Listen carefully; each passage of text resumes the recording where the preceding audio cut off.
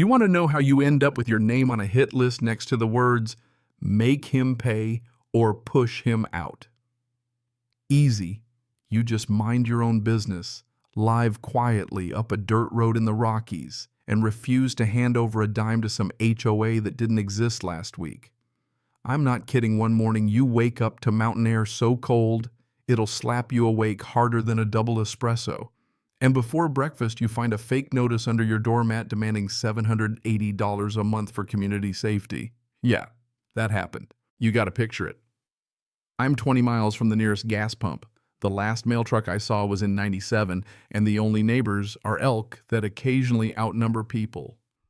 There it is, some cheap flyer with a pixelated pine tree logo, Aspen Hills HOA service expansion, and a bold demand for cash signed by a Karen. Because of course it is. No seal, no legal header, not even a phone number, just a threat dressed up like official business. I almost laughed out loud, but I've seen enough of the world to know not to toss anything before you document it. So I make a fresh pot of coffee, haul out my fireproof box with all the original land deeds and certified maps from when my granddad bought this cabin. My property private, surveyed, no easements, no HOA, never was, never will be. I photocopy every damn thing, write a polite "Not today, Karen," and send it certified back to the address on the notice. Guess what?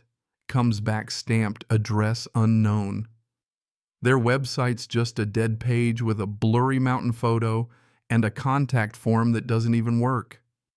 Out here you trust your gut, and my gut said this was a scam, not some bureaucratic screw-up.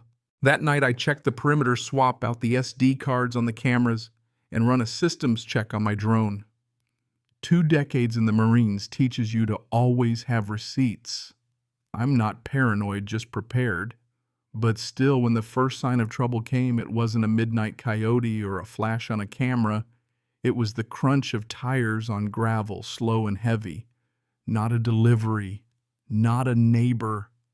Just after sunrise, I'm stringing new wire on my fence, trying to keep elk from flattening my blueberries, when a gray SUV with no plates crawls up the drive. Magnetic signs, Community Enforcement Division. Same pine tree logo, but now it looks like someone's nephew made it in Photoshop. Out. Step 2 guys, mid-30s, tactical boots, navy windbreakers, plastic badges, dangling like they're playing Halloween. One has a folder, the other a stun baton, both carrying themselves like wannabe rent-a-cops. Mr. Brooks once says, "I give him my best, don't waste my time stare." Who's asking? He flashes his badge like that means a damn thing out here. Aspen Hills HOA Enforcement. We're here for a compliance inspection. Compliance of what I want to ask, but instead I just raise an eyebrow and wait. They wave my own copy of the fake HOA notice at me. "You've failed to remit your HOA dues.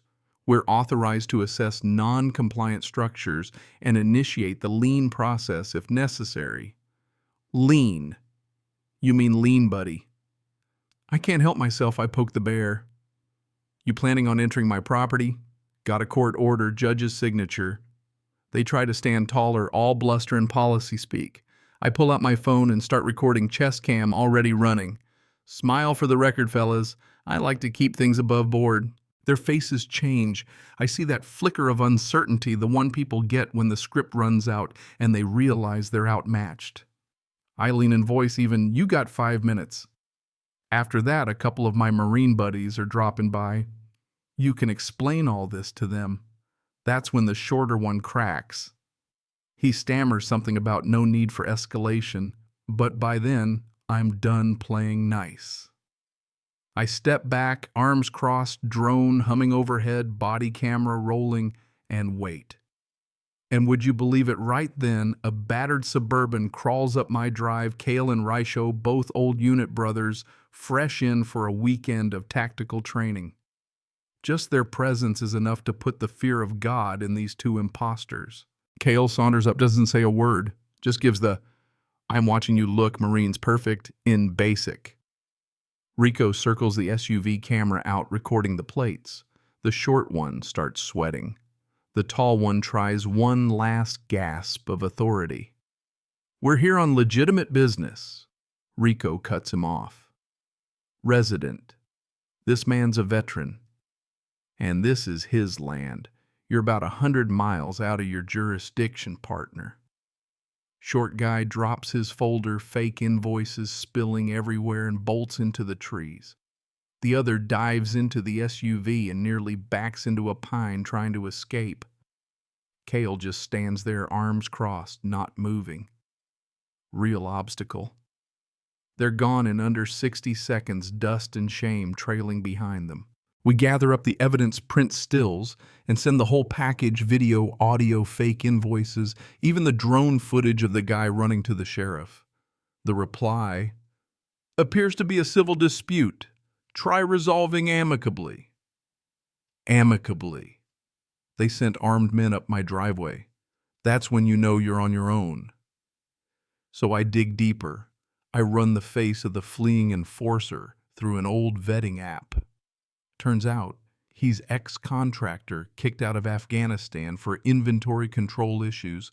That's contractor speak for stealing.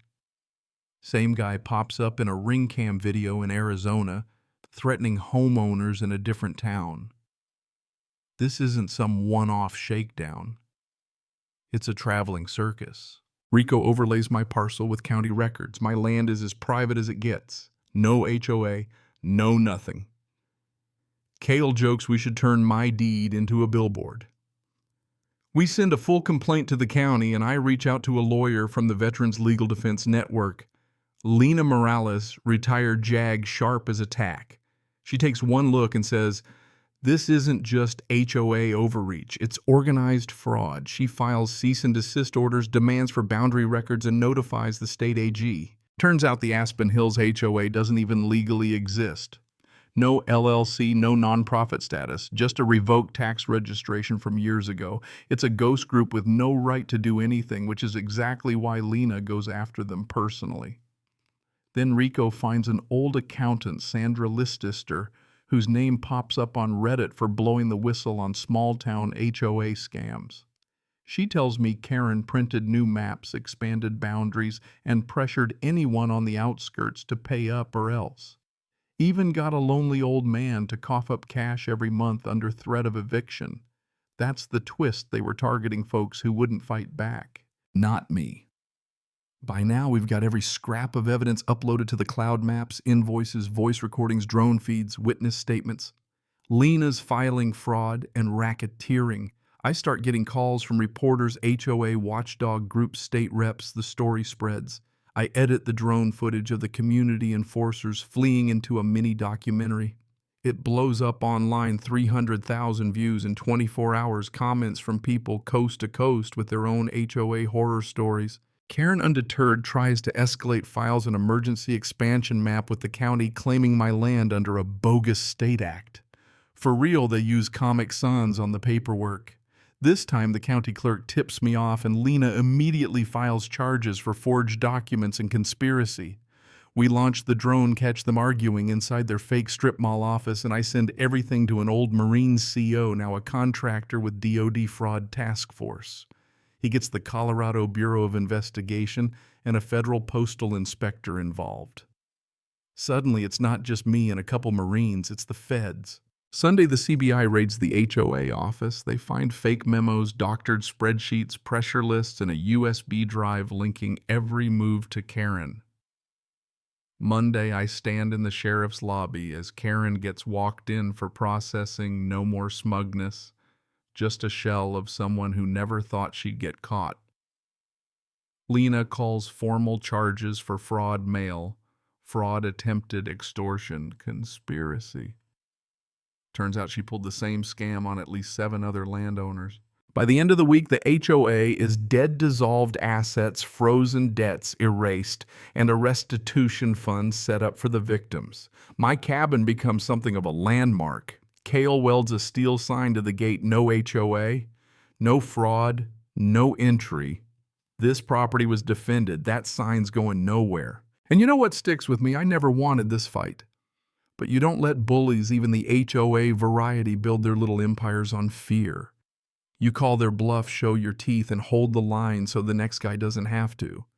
That's what justice looks like out here, where the law can't always reach. but people can. Now, let me ask you, if someone tried this on your land, would you fight or pay up? Drop your thoughts below, and if you've tangled with an HOA before, share your story. Maybe together we'll keep the next Karen from ever pulling this stunt again.